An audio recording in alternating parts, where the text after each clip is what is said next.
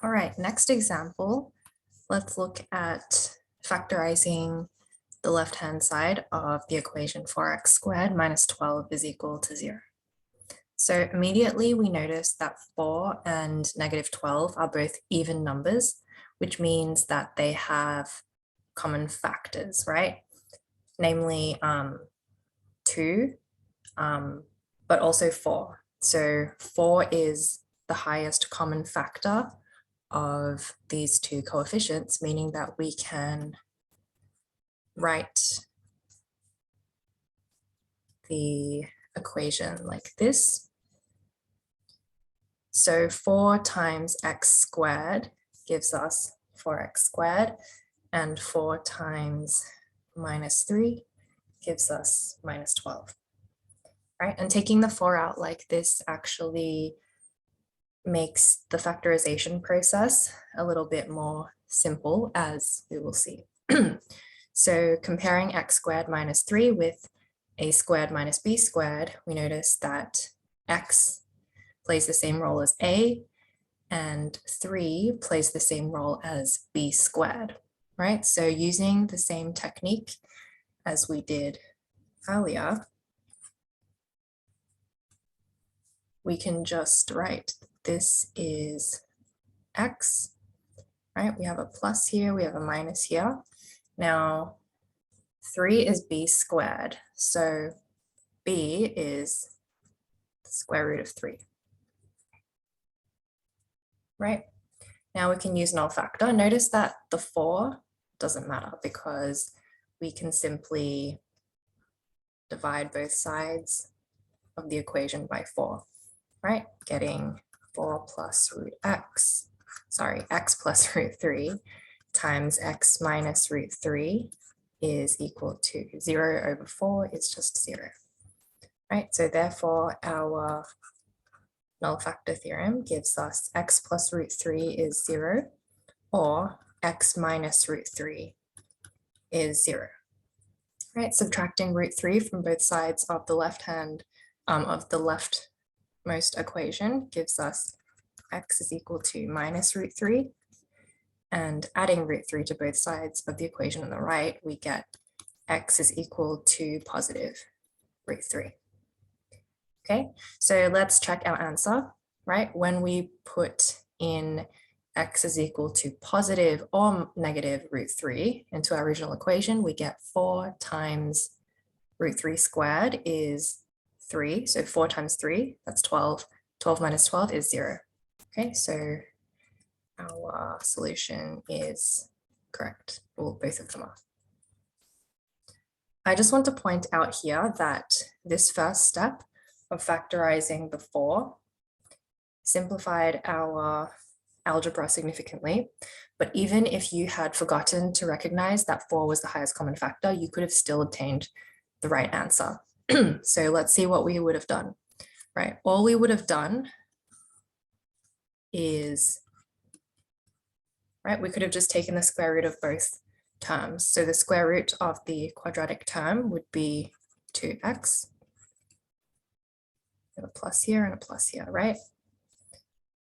Brief reminder that the square root of 4x squared is the square root of 4 times the square root of x squared, which is simply 2 times x, right? The square root symbol undoes the act of squaring something. All right, and then the 12 is b squared, right? So we need to square root 12 to find b. Sorry, the second operation should be minus. Okay, now we can simplify the root 12, right? Which we already did in our previous video, but as a reminder, root 12 is root 4 times 3, which is root 4 times root 3, and that is 2 root 3. In other words, 2x plus 2 root 3 times 2x minus 2 root 3 is equal to 0. And our two solutions are 2x plus 2 root 3 is equal to 0, and 2x minus 2 root 3 is equal to 0. Okay, subtracting 2 root 3 from both sides over here, right, we notice that the 2's cancel. So x is equal to minus root 3, which matches this answer. And then same thing over here, we add 2 root 3 to both sides, we obtain x is equal to root 3. Okay, so even if you make a different decision when factorizing, as long as your algebra is consistent, you should end up with the correct answer. All right, last example. This time we have the quadratic term as with a negative sign in front of it. So let's see how that slightly might change things.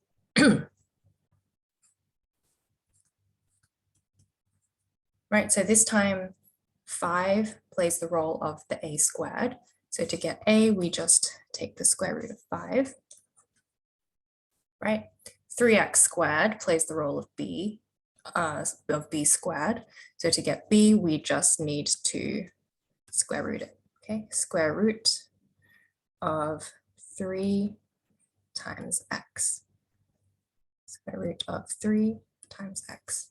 Let's double check that square root of 3 times x. When we square that, we get root 3 squared times x squared, which is indeed 3x squared. All right, so by the null factor theorem, root 5 plus root 3x is equal to 0, or root 5 minus root 3x is equal to 0. Okay, subtracting root 3x from both sides, the left-hand equation, we get root 5 is equal to minus root 3x, or root 5 over negative root 3 is equal to x, right? We can write this as minus 5 on 3 with the square root symbol over the entire fraction, okay? Because root a over root b is equal to root a over b, which we remember from our study of subs.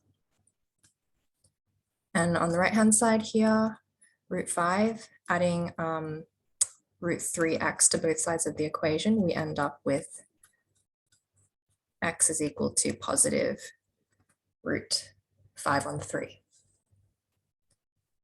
Let's verify that our answers are correct. Okay, this first one over here and this one. 5 minus 3 times, let's say plus or minus root 5 on 3, right? Because when we square this, we obtain the same result. This gives us 5 minus 3 times 5 on 3, right? Squaring something just gets rid of the square root symbol, right? The 3's cancel because 3 times 5 on 3 is the same as 3 on 1 times 5 on 3. When you multiply two fractions, all you do is you multiply the numerators and you multiply the denominators, right? But these 3's cancel. So we get 5 minus 5, and that gives us 0. So our solutions were correct. Thanks for watching.